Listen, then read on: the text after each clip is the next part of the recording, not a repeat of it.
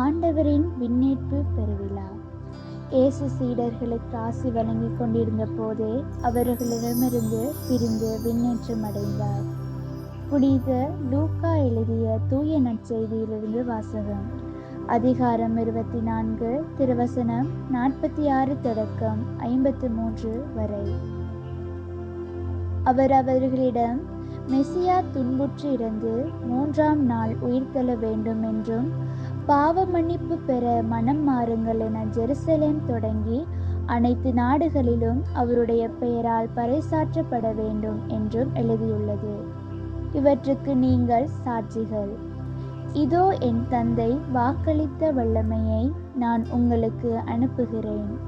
நீங்கள் உன்னதத்திலிருந்து வரும் அவ்வல்லமையால் ஆட்கொள்ளப்படும் வரை இந்நகரத்திலேயே இருங்கள் என்றார்.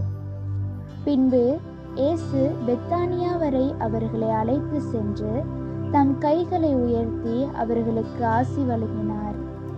அவர்களுக்கு ஆசி வழங்கி கொண்டிருந்த போதே அவர் அவர்களிடமிருந்து பிரிந்து விண்ணேற்றம் அடைந்தார். அவர்கள் அவரை வணங்கிவிட்டு பெருமகிழ்ச்சியோடு ஜெருசலேம் திரும்பி சென்றார்கள். அவர்கள் கோவிலில் எப்போதும் கடவுளை போற்றியவாறு இருந்தார்கள். ஆண்டவரின் அருள்வாக்கு. கிறிஸ்துவே உமக்கு புகழ்.